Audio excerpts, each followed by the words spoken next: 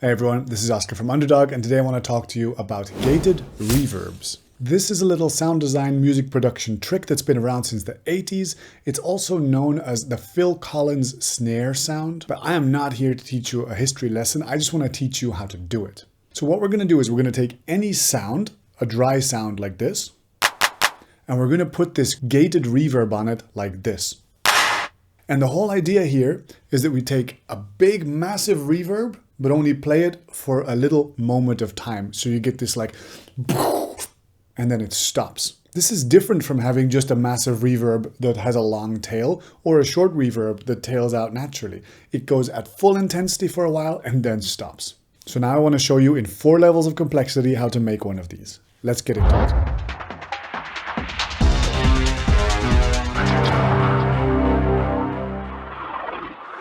Before we go any further, like the video, subscribe to the channel, and consider signing up for one of our classes on Underdog.Brussels or an online music school, not just a YouTube channel. Be sure to sign up for the Patreon as well if you want to help me make these kind of free videos every single week. It's been almost 1 year now of consistent weekly uploads. At the end of August, it'll be 1 year. Let's keep it coming. Anyway, over to Ableton. This is level 1 where we're applying it in the most basic way possible. So we've opened up Ableton and we're about to get to work. The traditional sound to do this on is a snare sound.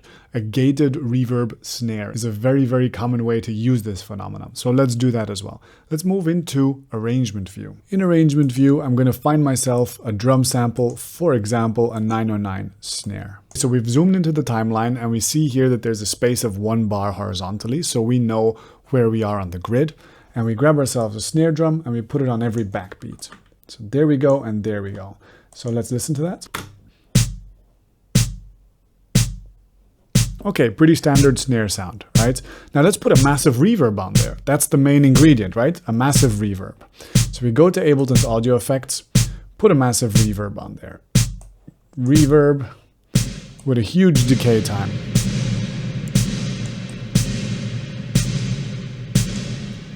Okay, now this sounds massive. It sounds absolutely like it's in some kind of church cathedral hall. So let's do the next step, which is to gate that reverb so it stops at a certain point. Now, traditionally, you would take yourself a gate, put it on there, and then set the threshold of the gate so that at a certain point, once the volume of the reverb dips below it, it just cuts off. Let's find the sweet spot.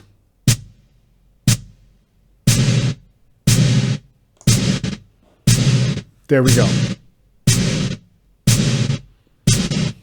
Most of the hits work pretty well, right? However, you see that once the volume goes under a certain level, it kind of gets this fluttering effect. For this, we're going to need to go to level 2 of our sound design, which is to not trigger the gate with the audio that's just coming in with this reverb signal, but trigger it with the dry signal before the reverb hits. So if this sounds confusing, remember what a gate does. A gate, it listens to an audio signal, and when the signal is below a certain level, it mutes it. It pushes it down really far.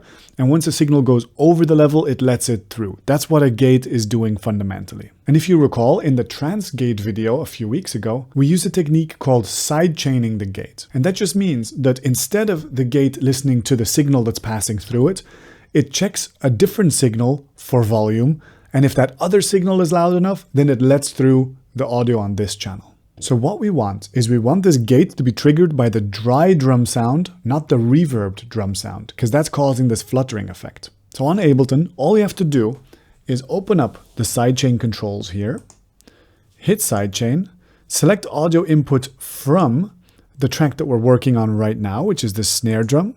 And then down here, you can see it says pre-effects. This means that it's now listening to the signal before any effects are applied to it. So you'll see in the little diagram over here, just the shape of a dry snare drum, not this big reverb snare. Let me show you that now.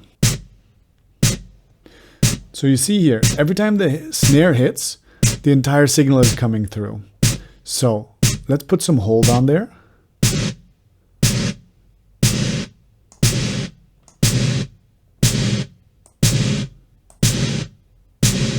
Perfect. And so with this now, we have a lot more accurate control because the transient of the snare is triggering the gate.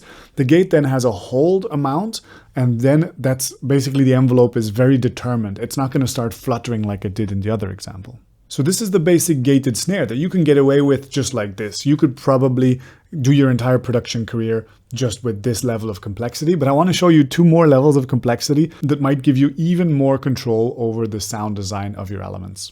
The first thing I want to do is I want all of this, I want this special effect, I want it to be in parallel. The great thing about having effects in parallel means that you have control over how loud the dry signal is and how loud the reverb signal is, and you can take away the reverb signal or give it back, and you're not going to affect the dry sound. This gives you a lot more versatility than a dry wet knob, and it's super easy to set up in Ableton. All you have to do is select these 2 effects and hit Command G or Control G, or hit Group here in the menu. And what that does is it creates an effect rack around it. Now, effect racks are a great way in Ableton to do parallel processing. What it does is an effect rack, it takes audio that comes into it and splits it up into a number of chains. And each chain includes an identical copy of the sound. You can process all these copies differently, and at the end of the effect rack, they all get added back together with each other. So to really see this in action, we have to go to this little dot here on the bottom left and open up the chains here. And so as you can see, there is only 1 chain right now. So we're going to right click and create a new chain. And this new chain, you can see when we select it, there are no audio effects in there. That means it's a dry chain. We're just letting the audio through completely unprocessed. Let's give it a name for that. It's the dry chain. Then this other chain, that's where all our special effects are going to be. And we want those to be 100% wet. We don't want the dry signal coming through here as well. So here we set the dry wet to 100%. So now when we play everything, we're going to get more or less a similar result. So a very powerful and big hit that still sounds massive, but also doesn't clutter our mix with unnecessary reverb tails. That's the real beauty of this. And now that we've got control over this exact chain, we can set the volume of this chain differently. For instance, let's automate it. So you can right click here on the volume for this chain. Let's give it a name as well. It's the verb chain. You right click there and you do show automation in a new lane. I like to always show automations in new lanes because then you always have a visual overview of what you have automated. There's no secret parameters changing in the background. That's just a workflow tip. Now here I would do Control B to get this little pencil, and then I would draw in my automation. So down here we'll go to -infinity, and then here let it be loud, for instance.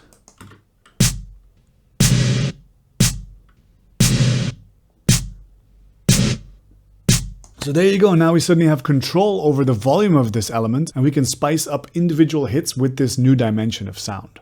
And now for the 4th level of complexity is that you can shape the character of this reverb quite drastically. Now that you have so much control over it, you can do almost anything to it, because you can affect this sound in such a crazy way. Eventually it's going to get cut away anyway and into this nice little manageable thing right behind your snare. For example, we can put some very big moving effects on there, like a frequency shifter. We can saturate it. We can put any number of creative effects on there to color the tail of this reverb. Another cool trick is to also experiment with longer attack times to create like a swell or a breathing in kind of a feeling. Let me show you what that could look like.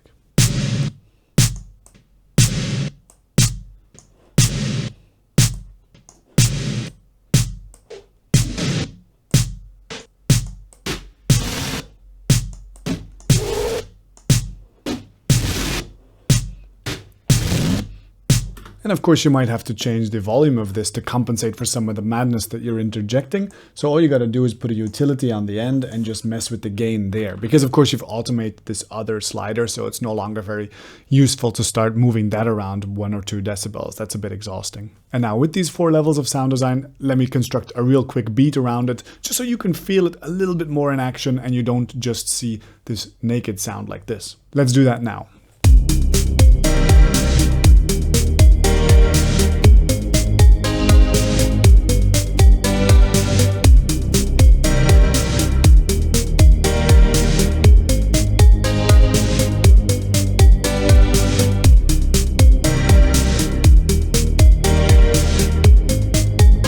And so here we go. This is just a little micro composition to prove the point that if you've got yourself a gated snare like this, you get some more interest in the beat. And then also this piano also has a gated reverb on it.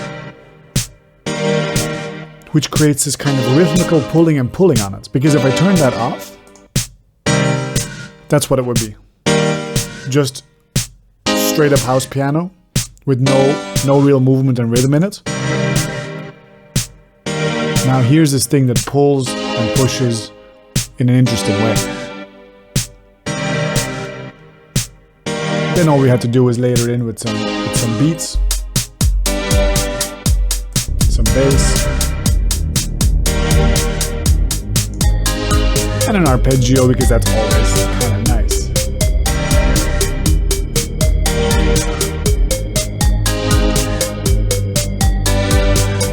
And voila, there you have it. This project will also be downloadable from the Patreon in the next few days. I hope you can use gated reverbs as a little bit of a secret weapon, a little bit of a sound design tool to give nuance and subtlety to your productions. Come say hi on our Discord channel to tell us what you did with this effect. Check out one of the other music production videos right here. In the meantime, be good to one another, stay producing, take care, and bye-bye.